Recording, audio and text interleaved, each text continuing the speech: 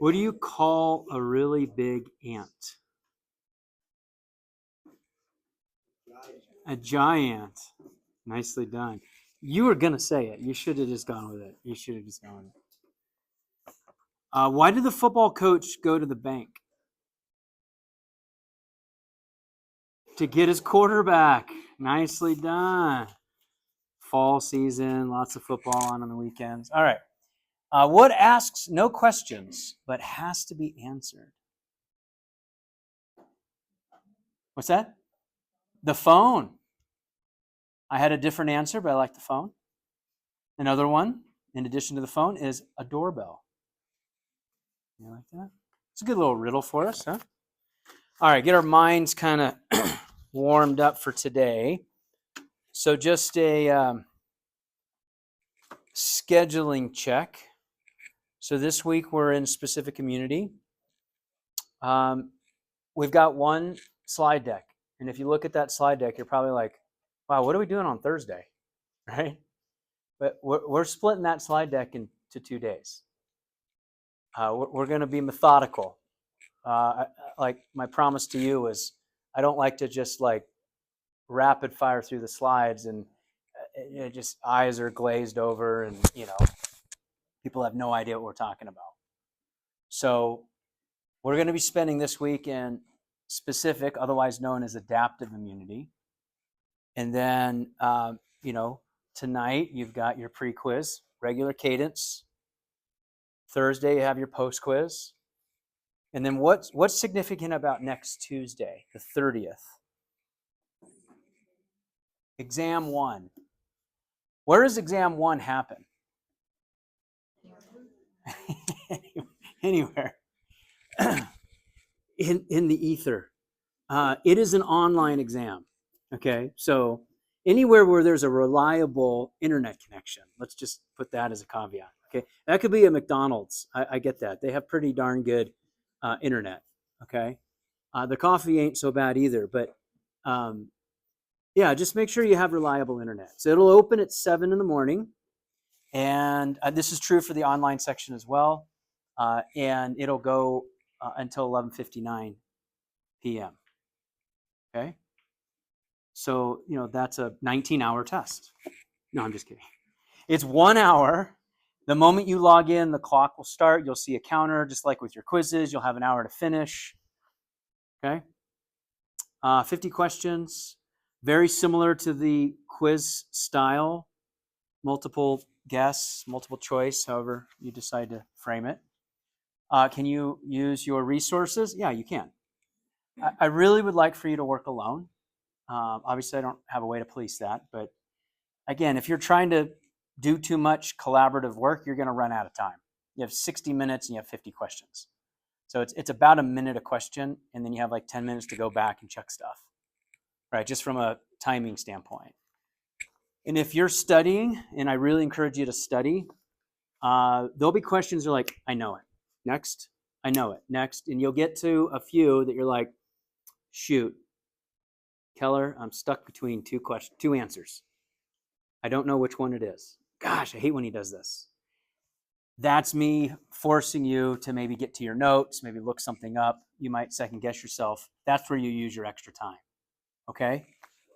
The real world relation is lots of patients come in and you see them and you know exactly what to do. Every 5 to 7 patients, you're like, man, I need to look something up. Okay? You go out in the hallway discreetly and you pull out your robot out of your pocket and you look something up and you have to sift through like, that's total garbage, and oh, that actually might be something. I'm actually going to call a colleague and see what they think. Like, that's how this is really going to work in the future, right? You're not going to be like, I have to make a decision right now on what to prescribe this patient and I have no opportunity to talk to anybody. Like, that's not really how it works. Now, why aren't all classes that way in college? Well, we want you to work this muscle for a while. And now that you have done that for a while, now let's give you some real world application. And there's a lot of information that I present to you.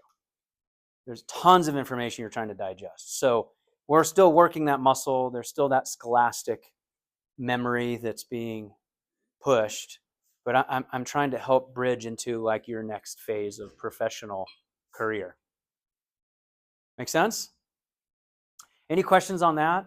So you don't need to be here. I won't be here on Tuesday in the classroom.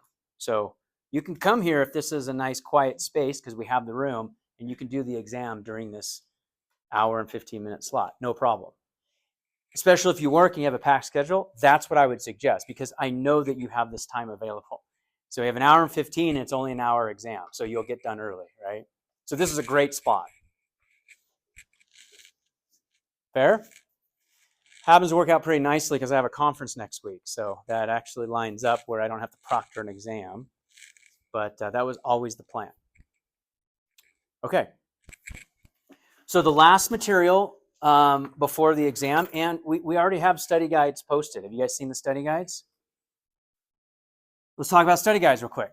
Well, let me back up. What did I say about the exam questions? How do I write my questions, and what do I consider fair game?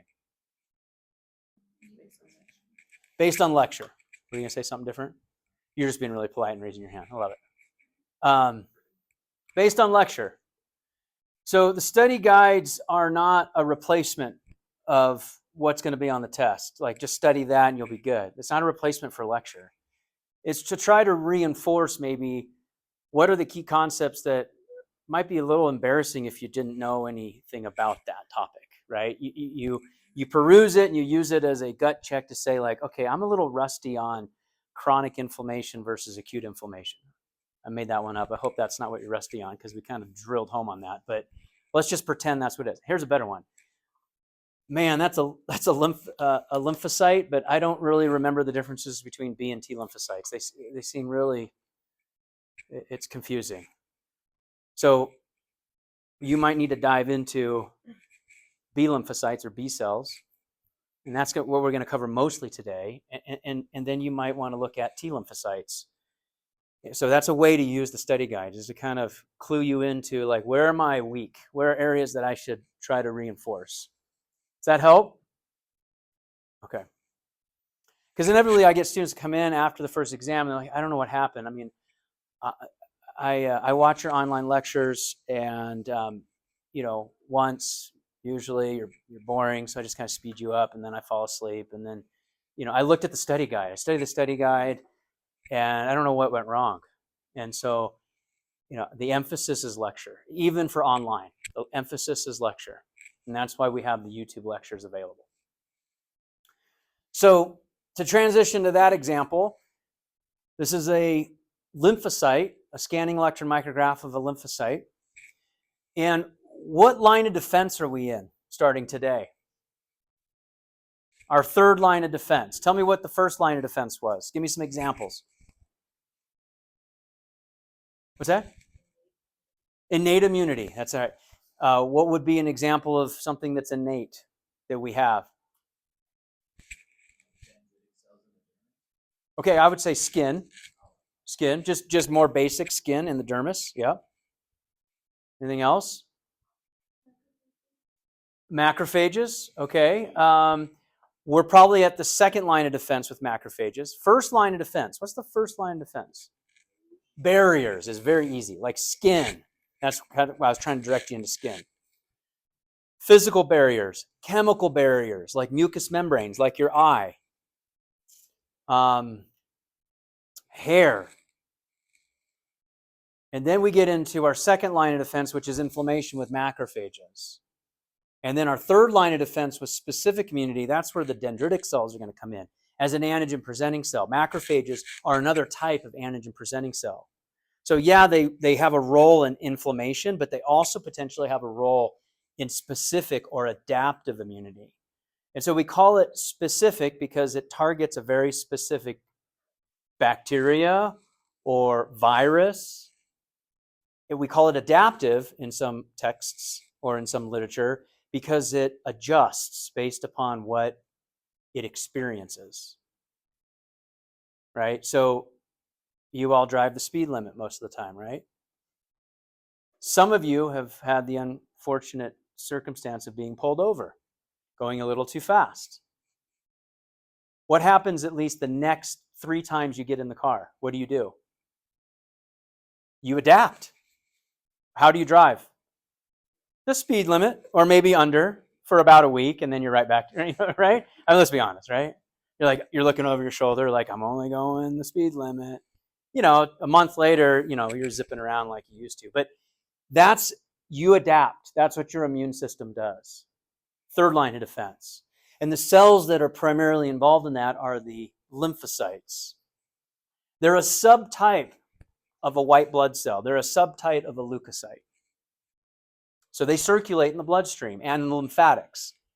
And they have a lot of presence in the lymphatics, hence why they're called a lymphocyte, because you're going to find them in a lot of lymph tissue, like lymph nodes. Everybody palpate your neck. What happens when you get sick and you have a sore throat? Your glands, your lymph nodes swell, and everyone's like, oh man, my lymph nodes are so swollen right now. Right? This is a little weird, but everybody palpate your armpit. Have you ever had a sore lymph node in your armpit, in axillary lymph nodes? Right? I won't have you palpate, but lymph nodes in the groin, you have lymph nodes throughout the entire body. Right? The lymphatics is the circulation that brings a lot of fluid back from the tissues. It's like a secondary venous circulation. But one of the big roles of it is to filter everything to see if there's anything there that's foreign. And that's why you have these specific cells known as lymphocytes that live in the lymphatics. So it's not just enough to bring the fluid back into the venous circulation. It's like you have a Brita system or a water filtration system that brings it back into a separate circulatory system that has filters, and those are lymph organs or lymph nodes. How many of you have had your tonsils taken out? Nobody? Oh, one person. Thank you. Goodness gracious. Oh, 2. All right, that's better. More statistically speaking, that seems a little bit better. That's lymphatic tissue, tonsils. And so when you were younger, if you had a propensity to a lot of sore throats, what we call tonsillitis, because there's a lot of infection, bacteria that resides in the lymph nodes. And just like, the side of your neck or the armpit, it's kind of weird that happens. One armpit is sore and the other one's not, because that side trapped something and there's a little infection and the macrophages are fighting it right now in your lymphatics. But in tonsillitis, like, that infection was too aggressive and you were getting repetitive infections of the tonsils. And so they elected to remove them. Now, the doctor will say, the physician says, hey, you don't even really need them. It's no big deal, right? Well, they were kind of there for a reason.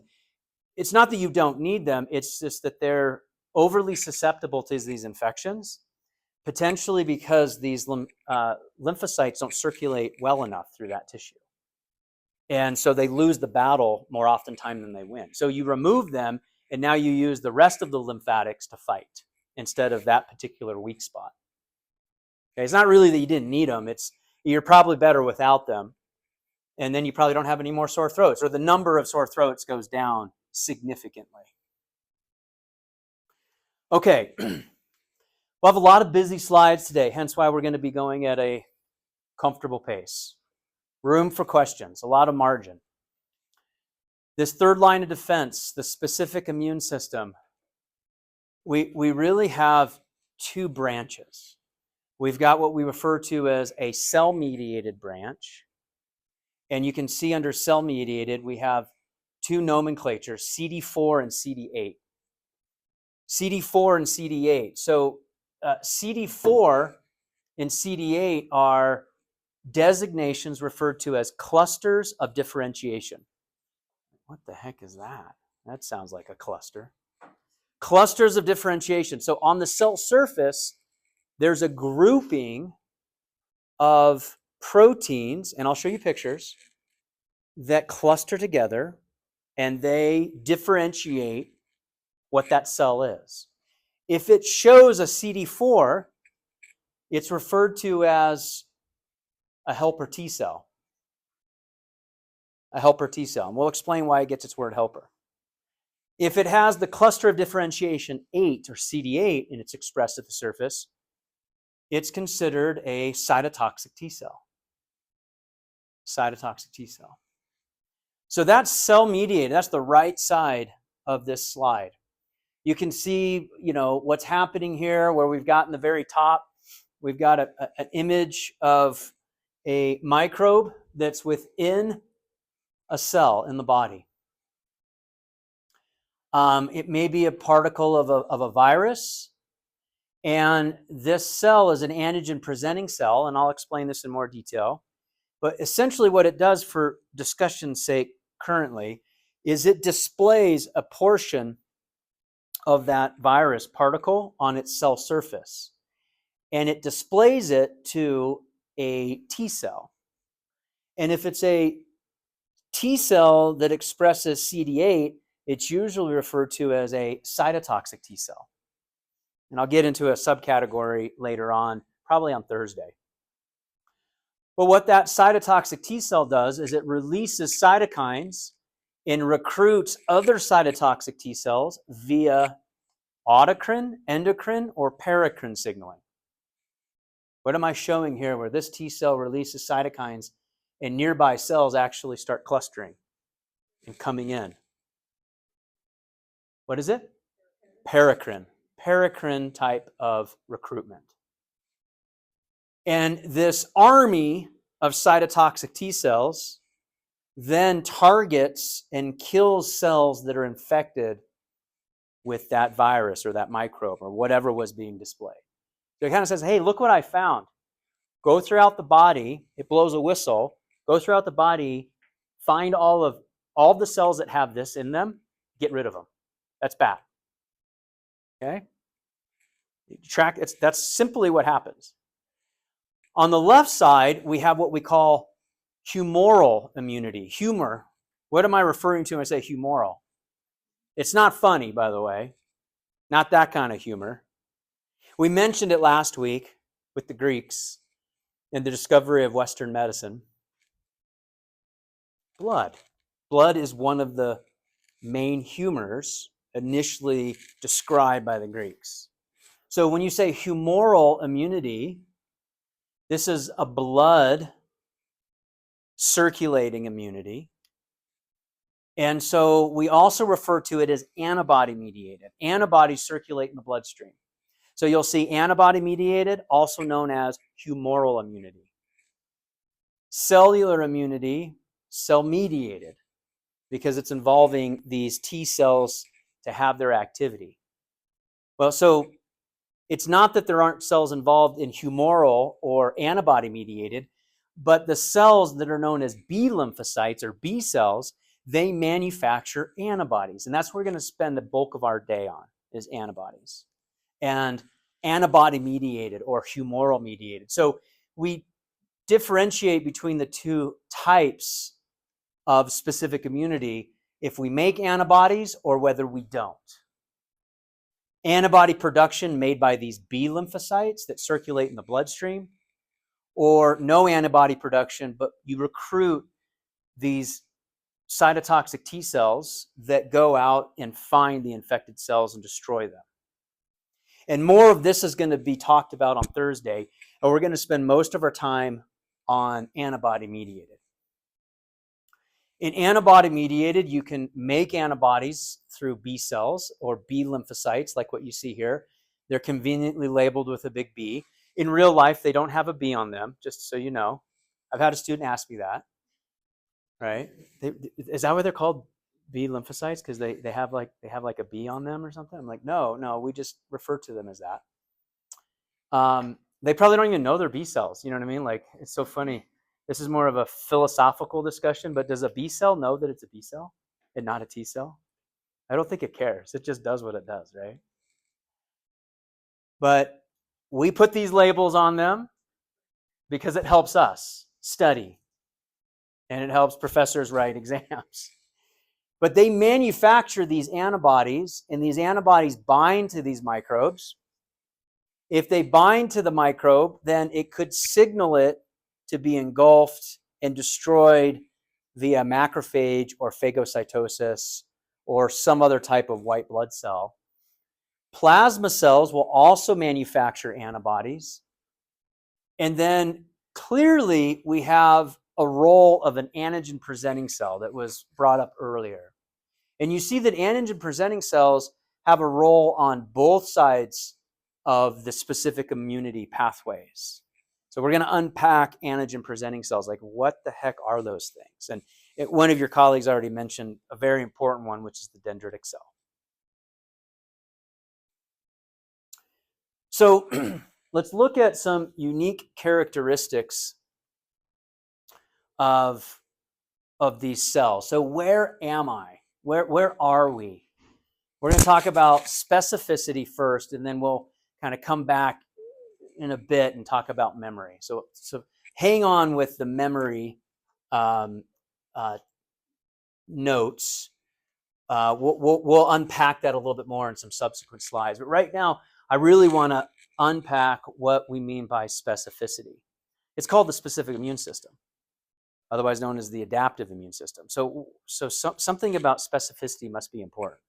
And it's really important because what we're going to look at after exam one, it's not on exam one, but we're going to start looking at diseases that manifest themselves when this process stops working correctly.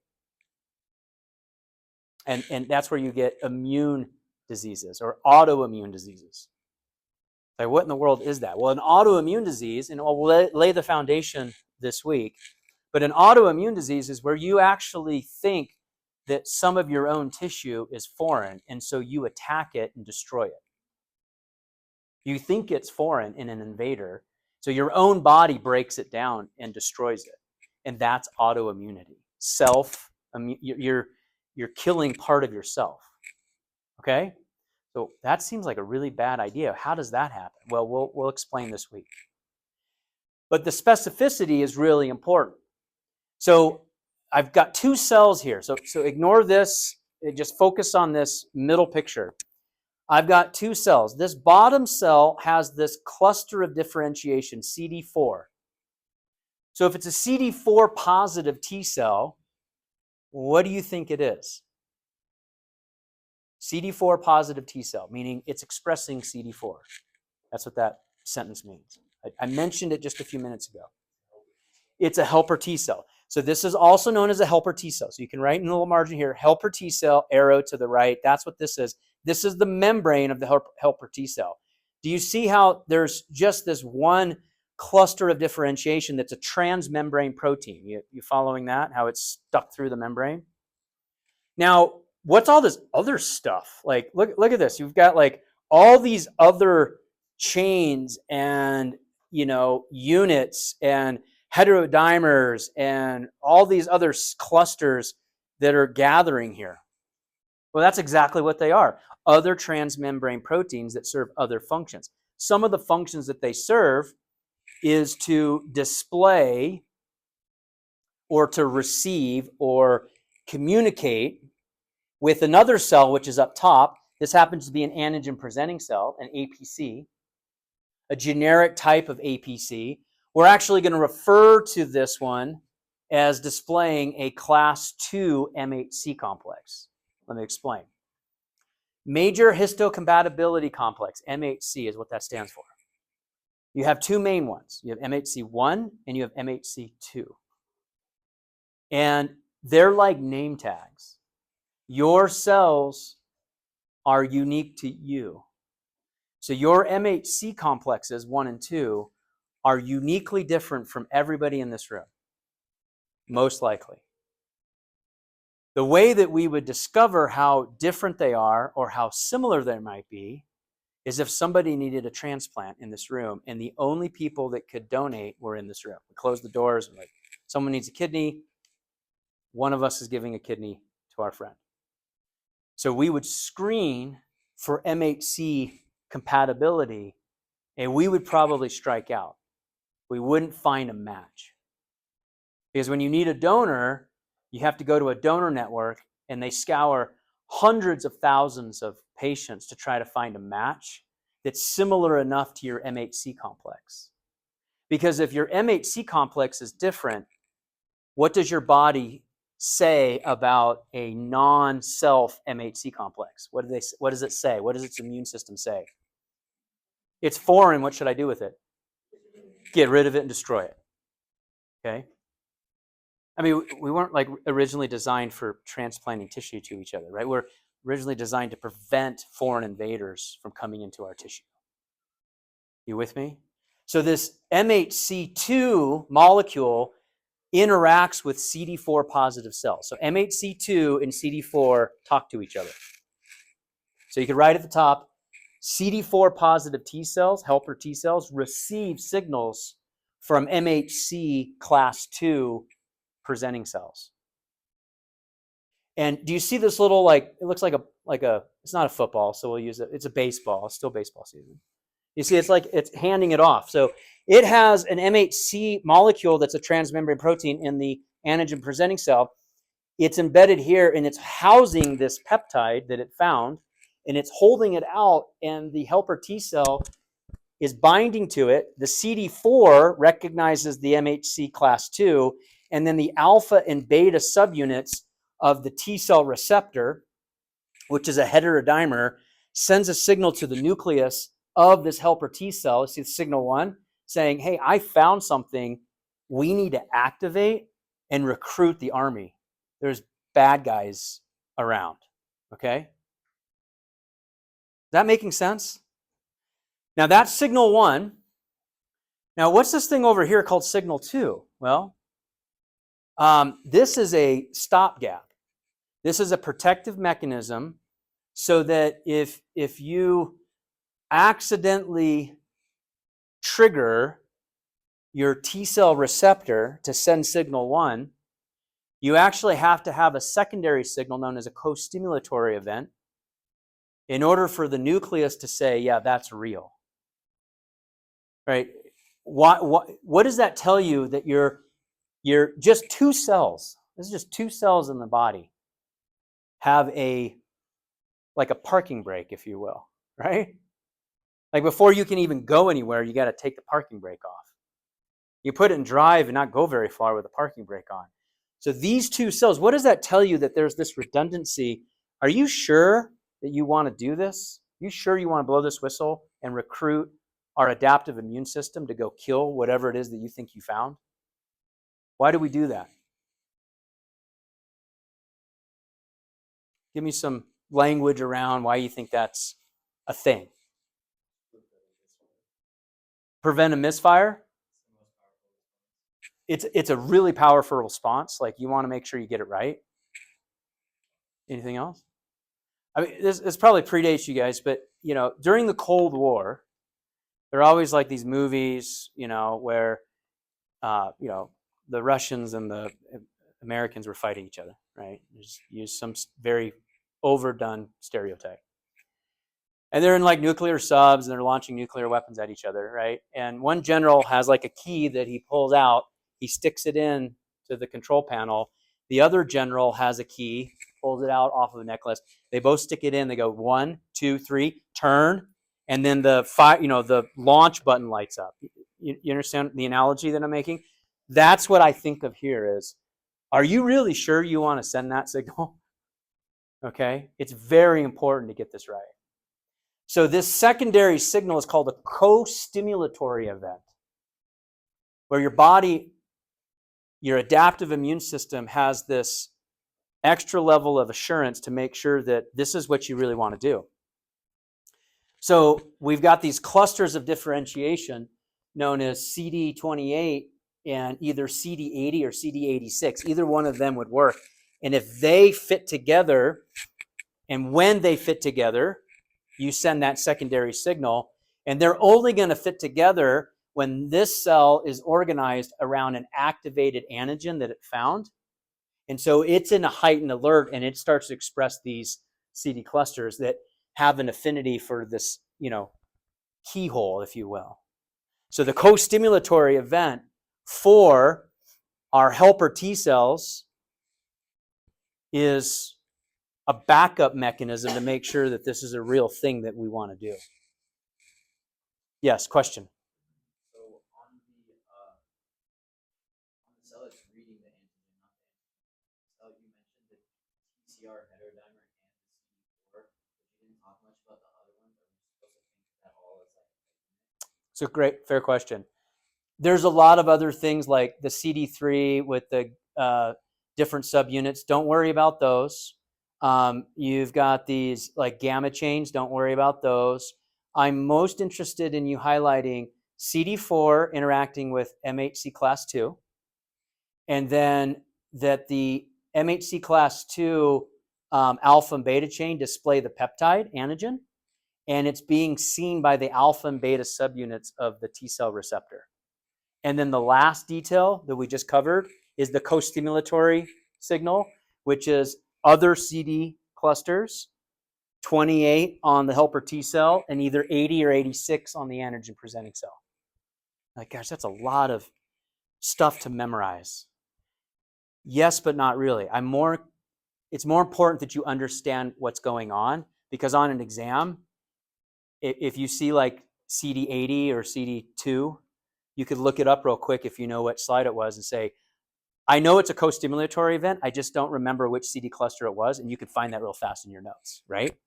But if you don't understand what's happening, you're going to be completely lost. It doesn't matter how much you can look up if you don't understand the mechanism. Great question. All right, let's shift over to this diagram.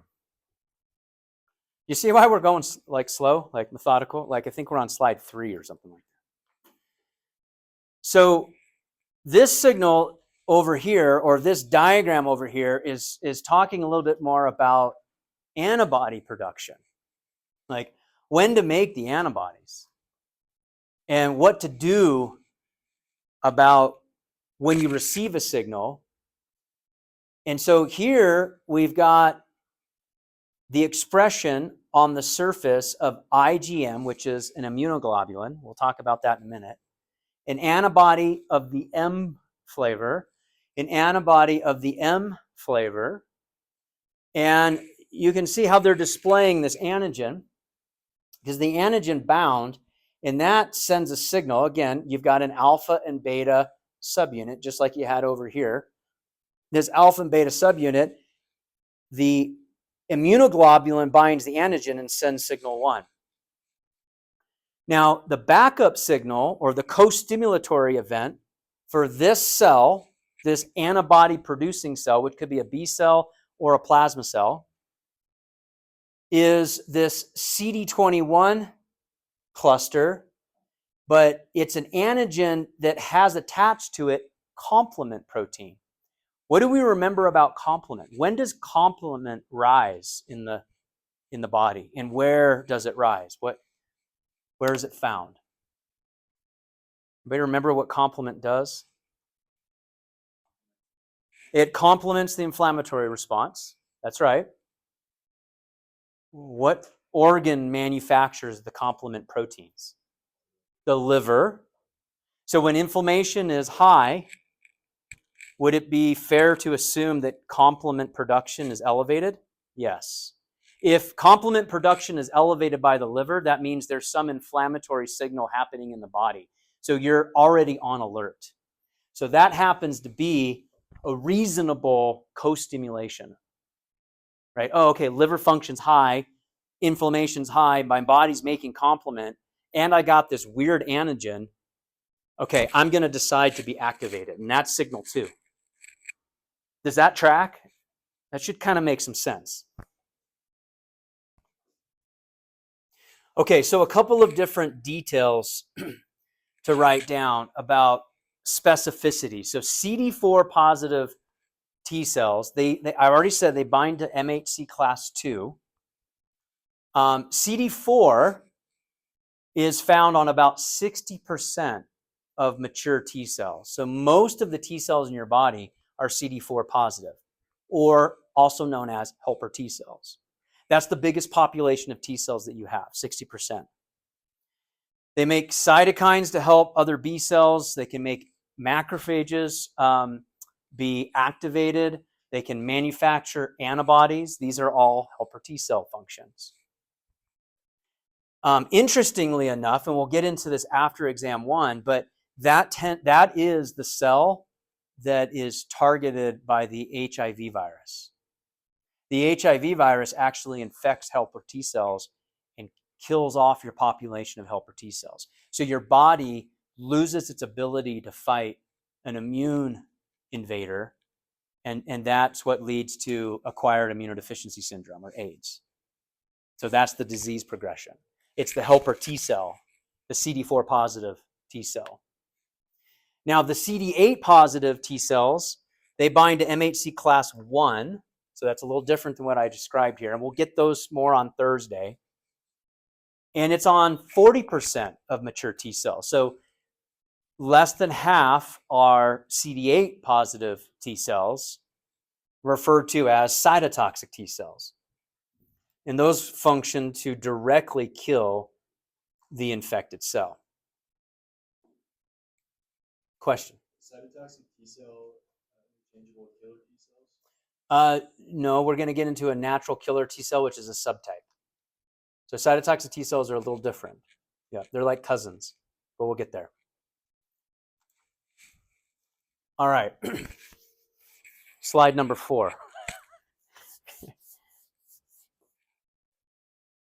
Busy slide. Lots of detail. Again, we're going to go at whatever pace we need. Where do these lymphocytes come from? Remember, they're a type of white blood cell. They circulate in the lymphatics. You would expect to find them in lymph tissue. So where do they originate from? Well, they originate primarily from lymphoid organs like bone marrow and the thymus.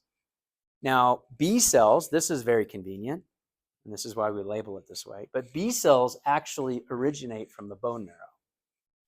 B cells, bone marrow. T cells originate from where? The thymus. T cells, thymus.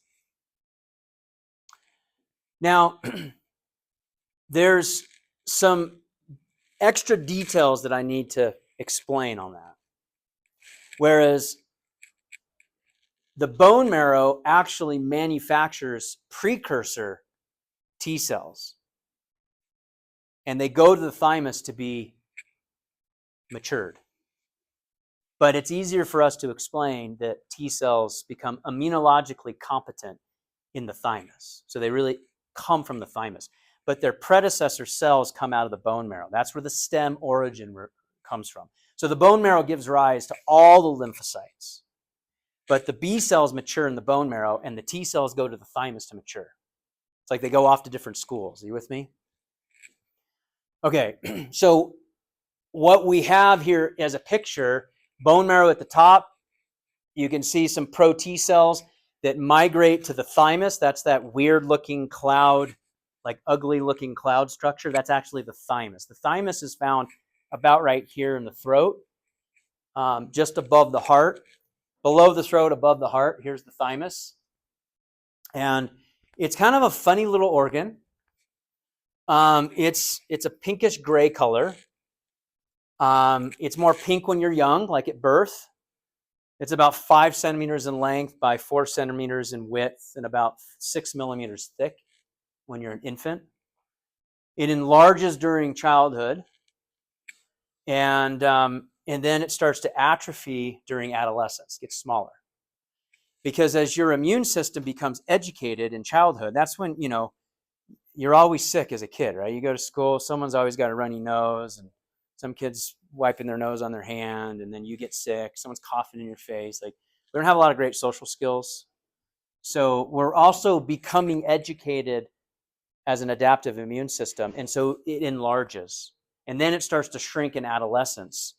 And by the time you're in your elderly years of 75, it's more gray in color, and you can't even really discover it under dissection.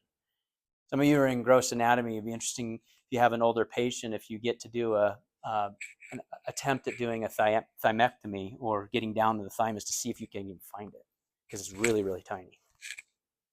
So that's the thymus, but it's a really important organ that doesn't get a lot of attention. Even like in A&P, we don't cover it much. But it has a really important role. So you can see that these T cells, they move into the thymus, and if they're self-reactive, what does that word mean to you if it's self-reactive? What's that? Autocrine? Okay. I could see where you get that.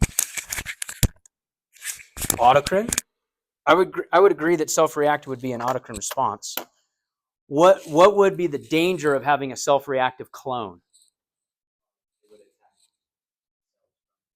It would attack things that are self. So if it's self-reactive in the thymus for T cell maturation, you say signal it for programmed cell death, also known as what? Apoptosis. That's happening in the thymus, so we call that central tolerance. We're becoming tolerant of ourself. Really important to be able to do that in life, right? Central tolerance. Well, other ones that are non-self-reactive in the middle, they get sent out into the periphery, and they're out here, and if they find a non-self peptide that's being displayed by an antigen-presenting cell on an MHC complex, then it signals a T cell response and it kills this non-self peptide. So this non-self-reactive pathway, the induction of immunity, this is exactly the normal pathway. But I started out with the left side, which is abnormal. It's not really abnormal. It's what you want to have happen. You want to have central tolerance. Over here, you have some self-reactive clones that actually leak out of the thymus. And central tolerance didn't find them. So they're autoreactive. They're out in the periphery. So we use a mechanism known as peripheral tolerance to try to screen them. There's 3 mechanisms that we can screen with peripheral tolerance. The first one is if you have a tissue that's presenting, but you actually don't get a secondary signal of a co-stimulatory event, then nothing happens. It just sits in this pattern of like anergy. It has a word that kind of sounds like anemic. It means that anergy means like nothing's happening. It's like non-productive cell signaling because you have no co-stimulatory event. You see, the CD28 is missing a CD80 or 86 signal. So no co-stimulatory event, you end up in anergy. That's a mechanism of peripheral tolerance. That's why the co-stimulation is so important, because this was a self-reactive clone. So this happens in all of us, and if it happens correctly, then these self-reactive clones don't do anything, don't harm us. The second way is we actually have what we refer to as regulatory T cells or suppressor T cells. So these suppressor T cells, let me go to this side. It's the same picture, a little bit more details here. But the suppressor T cells, they actually recognize that this is self-reactive, so they suppress this response from ballooning out and sending out signals to recruit more T cells. And then the third signal is where you discover a self-reactive clone, so you signal the whole thing for programmed cell death so that it doesn't do anything. So 3 mechanisms of peripheral tolerance: anergy with no co-stimulatory event, regulatory or suppressor T cells that suppress the response, and programmed cell death to get rid of self-reactive clones in the periphery. So the concept here is that for T cells, you and I have a process known as clonal selection, where we actually manufacture different clones of T cells.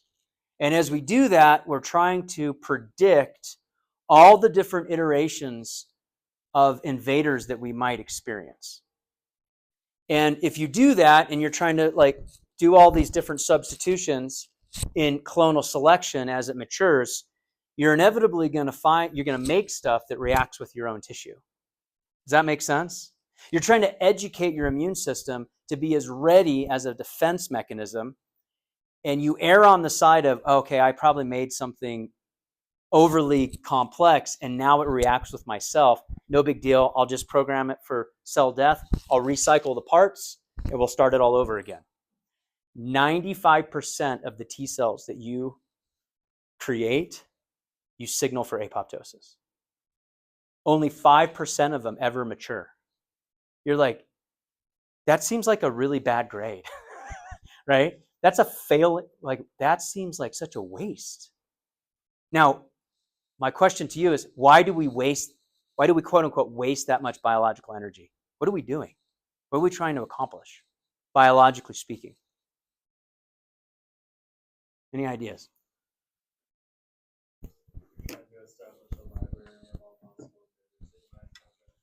You're trying to establish a library of all possible invaders that you might encounter in the future. I love that. At a tremendous cost of biological energy. That's how important it is you're going to spend so much biological energy making 95% that you throw away. Now, you don't really discard, right? It's apoptosis. You're recycling. Remember, that's why we study apoptosis in the beginning, where you look at that as it's not really a very destructive process. It's kind of a clean way to get rid of what you had, but try to reuse it somewhere else. It's a very recyclable green principle. Central versus peripheral tolerance. Hopefully that should make some sense.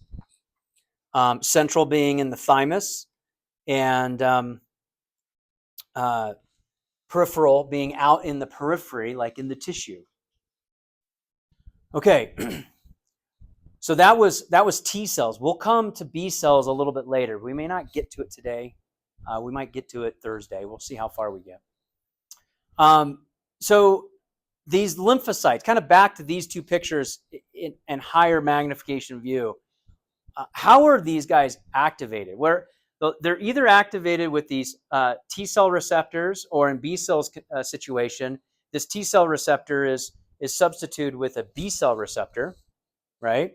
So these B cell receptors that will have a similar type of activity where you have antigen in both. Like an antigen activity is what triggers the activation. So antigens are any molecule that's going to react with an antibody or an antigen receptor on B or T cells. It induces an immune response. It binds to a very specific site, which is called an epitope, right? A binding site. And it has to be recognized to be able to stay there. So it's not just that any molecule can like brush up against it and stick. It's really like a lock and key. And it has to fit like a lock and key very specifically for that epitope, that binding site. So the other way that we can handle this, again, this is a very busy slide, and we're going to unpack this some today and more on Thursday. But antigen presenting cells, that was brought up in the very beginning of the class. Antigen presenting cells are going to present these antigens like, here's the key. And let's see if it fits into the lock.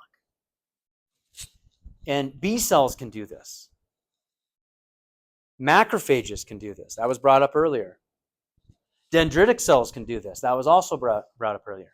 Antigen presenting cells can present to either CD4 or CD8 positive T cells. So they can present to helper T cells that are CD4 positive, or they can present to cytotoxic T cells that are CD8 positive.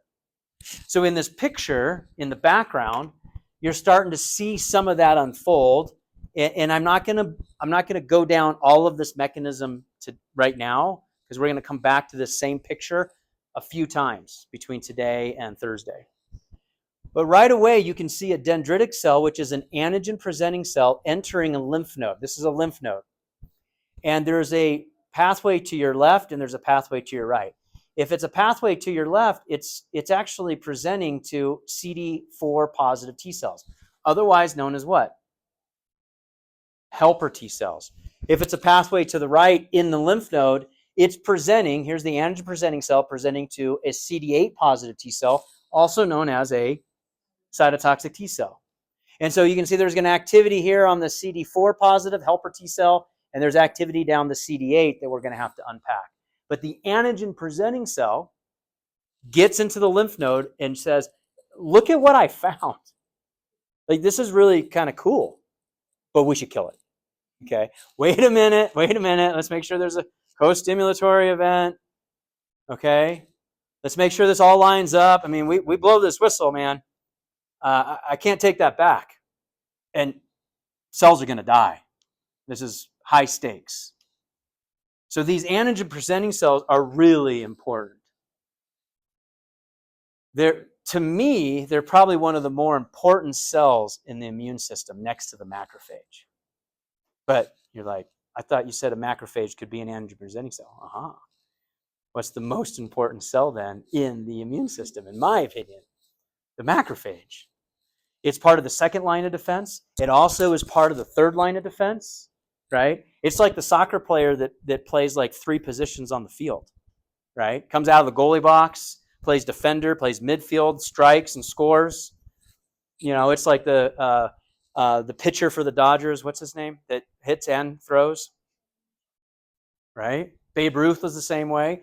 But the macrophage, right here at the bottom, front and center, we'll talk about these guys too. But the macrophage is my favorite antigen presenting cell because it does so much. We just learned about its role in acute and chronic inflammation. Like, you're kind of screwed if you don't have macrophages. And now, as an antigen presenting cell, bacterium, it engulfs the bacterium, it phagocytoses the bacterium, brings it into a vacuole. Remember this, it fuses with lysosomes and starts to break it down using what? How's the macrophage break down the bacterium? Reactive oxygen species, also known as a respiratory burst, inside of the cell. Bless you. And then it has an MHC2 that it displays on its surface, and it takes one of the broken down parts without being overly morbid. It's like, here's the soldier's helmet from the bad guy army, right? And it displays it. Like, go kill anything else that has this helmet on, right? Trying to be not so morbid. But there's a lot of like army defense kind of parallels you can make here, because that's what this is our defense system. So it's displaying this antigen on its surface on an MHC2 as an antigen presenting cell. That's the macrophage. So you can kind of see how the second line of defense leads into the third line of defense with the macrophage, and it has kind of multiple roles on the field, if you will, to use a sports analogy. By far one of my favorite antigen presenting cells. Upper right, this is a dendritic cell. Dendritic cells are found where? They're found not just in the dermis, but they're highly present in the dermis. Absolutely, highly present in the dermis. You'll find them in the GI tract as well. They're located in close proximity to the external environment. Like, if you think about the dermis, it's like that's a physical barrier. So if something makes it through the physical barrier and in the dermal layer and it's foreign, you kind of want antigen presenting cells hanging out there to trap them and say, hey, this thing made it through. Are you sure you want this coming in? Okay. So here's a cool scanning electron micrograph of a dendritic cell. And the reason they get their name is because of the Greek root dendrite means tree looking or sprouting. So students often get a dendritic cell confused for something in the nervous system because neurons have dendrites. But it's more of a root word from the Greek that describes the architecture, and it's very dendritic-like. And so it's called a dendritic cell, and it's actually presenting to this lymphocyte. I mean, look how, it's like it's, you know, it's like super awkward. It's like, hey, look what I found. Check it out, right? Yeah. Like, I mean, I could have been like this far away, but no, let's be close, right? I mean, look, they're like physically touching. Okay, like these diagrams here. We'll talk about this B cell and get to your question. I mean, this makes it look like they're like, you know, hey, check this out, right? But they're really close. I mean, this is a real picture. This cartoon makes it look like there's a lot of space in between, but your cells are like bumping up against each other, right? Last one, and then we'll get to your question. This is a effector T4 lymphocyte. So this is CD4 positive. This is the helper T. This is a B lymphocyte presenting antigens to a helper T cell. So B cells, antigen presenting cell, dendritic cells, as well as macrophages. All are 3 types of antigen presenting cells. So hopefully you kind of can appreciate, like, okay, that's a really important function because it's not like you have one antigen presenting cell. Like, true to this thing that I keep bringing back again. Anytime in biology you see like redundancy, that usually is a clue that it's really important, because your body's not going to spend that much energy to make 3 of the same thing unless, you know, it really wants to make sure that you can perform that function. Clear? There was a question. I have 2 questions. You can only choose one. No, I'm just kidding. First question is, it seems like most of the fight is just figuring out what stuff is foreign and what stuff is self. First question is, most of this is trying to figure out what is foreign and what is self. Yes, that's a huge component. That's right. Second question is, if the dendritic cells are so close to the surface, does that mean that they're Good question. So because the dendritic cells are in such close proximity to the outside environment, does that mean that the innate and the adaptive immune system are activated around the same time? Not necessarily, right? Because an antigen could take a while to get across. An antigen could take a while to be discovered, right? You've seen that happen, right? Like, I don't know if you guys remember back in COVID or just last flu season. You know, you're in a classroom and someone sitting next to you is hacking a lung up, and you're like, oh, geez. At first, you're like, I wish they would have like not come to class. That's your first thought, right? I mean, let's all be honest. And then the next couple of days, you're like, wait, do I have a cough? No, I don't. I just need a sip of water, right? So you grab a sip of water. The next day, you do the same thing. Day 4, you're like, I have a cough and I just got sick, right? 3 days ago. So there's this latent period. So the adaptive immune response does take time to ramp up. And that's a really good question. You'll see that unfold more as we talk about some of the time frames on Thursday. So this slide, we've already covered this, but these are MHC molecules 1 and 2. This is just trying to really highlight that MHC1 presents to CD8 positive, or what we refer to as cytotoxic T cells, and MHC, this antigen or this receptor, presents to CD4 positive helper T cells. And when we take a look as we dive into the last few minutes of today, we're going to hone in on the antibody or the humoral response. So we've talked a lot about the general architecture of the adaptive immune system and kind of how it works. And we kind of went back and forth between B cells and T cells. And now we're going to get into granular information around humoral, B cells, antibody production, antibody mediated. And then Thursday we'll come back and we'll kind of go granular on the T cells, okay, the cytotoxic T cells and the natural killer cells. That's their name. It's kind of wild. So in the remaining time that we have, 15 minutes or so, 12, 15 minutes, let's break down what's an antibody and how does it work. So different components. These are proteins. They're classified as proteins. And they have 2 areas or 2 regions. They have an FAB region, which is the antigen binding fragment, And they have an FC region, which is the crystalline fragment. The crystalline fragment is more permanent. The antibody binding region is a little bit more variable. So you could interchange FAB fragments, kind of like, interchangeable parts in a way, like Legos. You could make a population of FC fragments or crystalline fragments and put on top of it different FABs to be able to bind different antibodies. And I'll show some examples.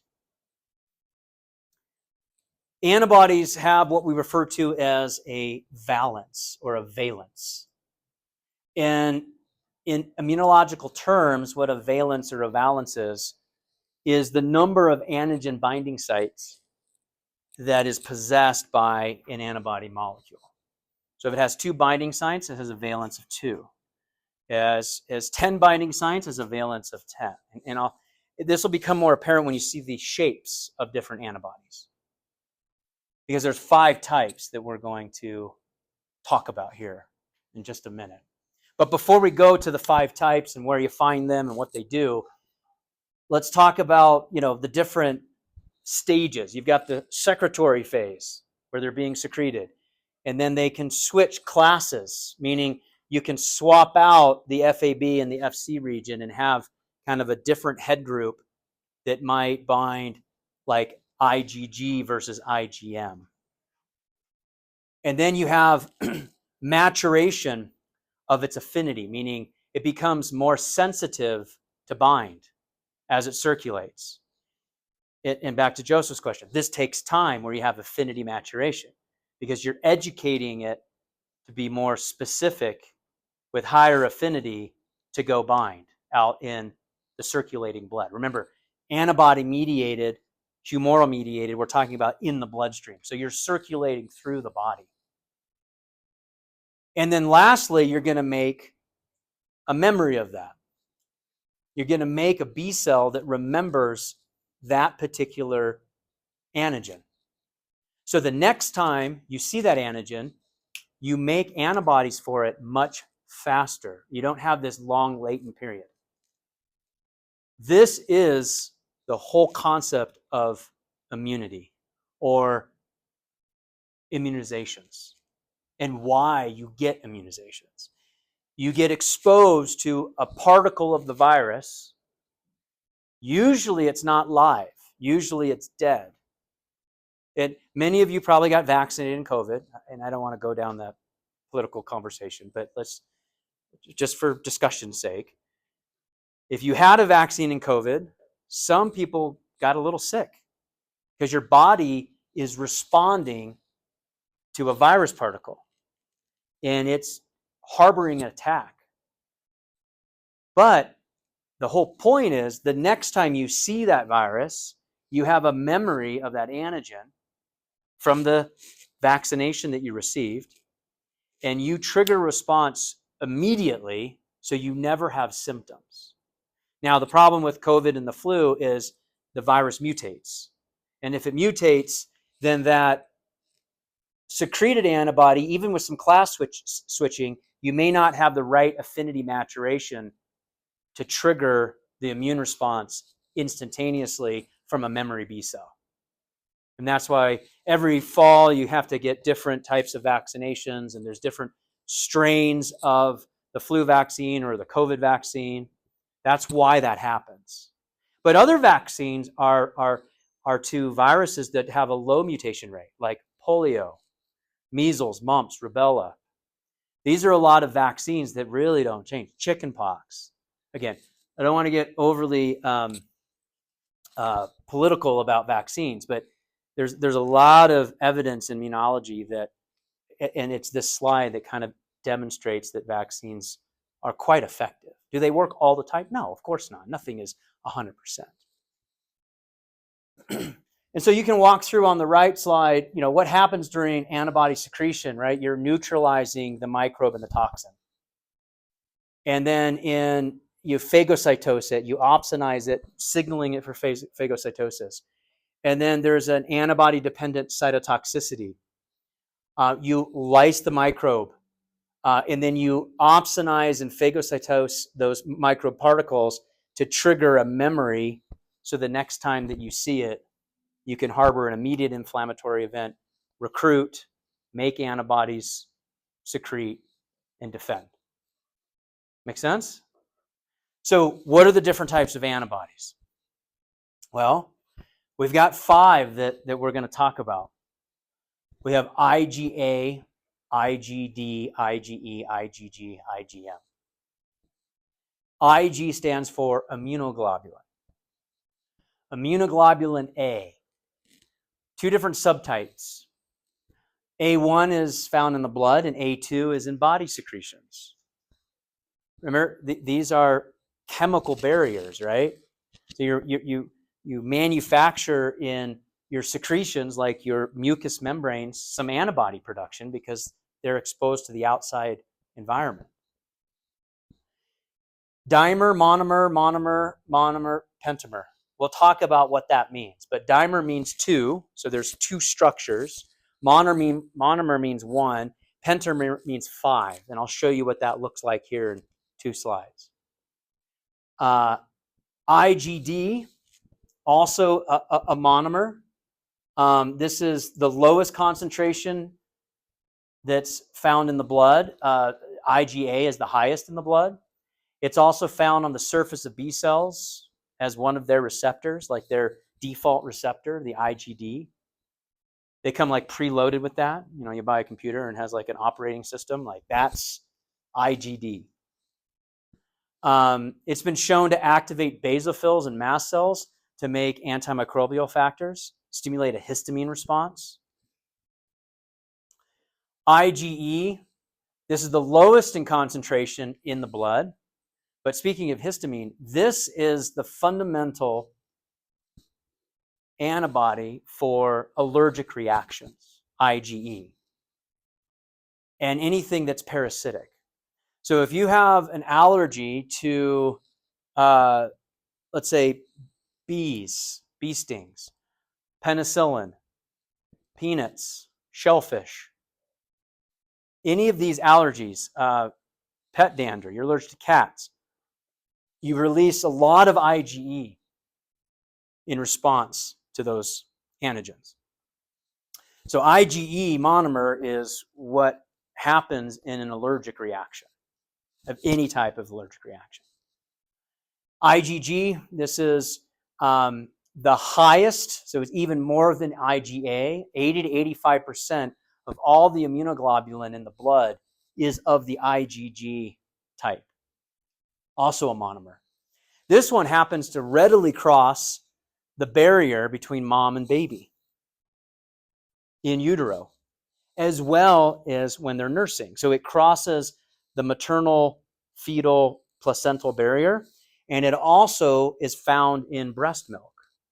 So and this is one of the reasons for, you know, those that advocate, again, not trying to be political, but those that advocate breastfeeding for newborns, a lot of the literature they point to justify that is because of the IgG that's being delivered to the baby by mom.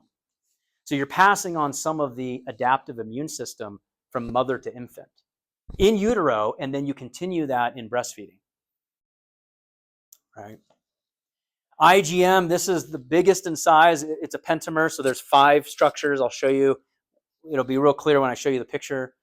And this is what is primarily released the first time you see an antigen, the primary response. The secondary response typically is followed by other immunoglobulins, and we'll look at that probably Thursday.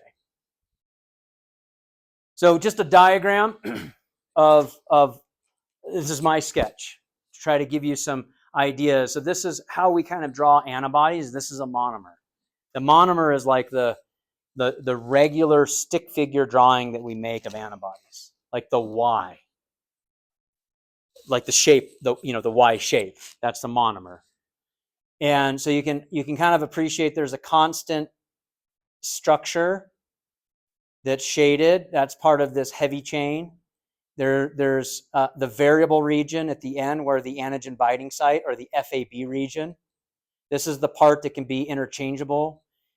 This darker section is the crystalline region that's a little bit more stationary. So you can kind of see how you could keep these and swap out the heads and have different affinities for different antigens. The 5 types shown on the screen. So you can see IgA, IgG, IgD are all monomers, one Y-shaped looking immunoglobulin.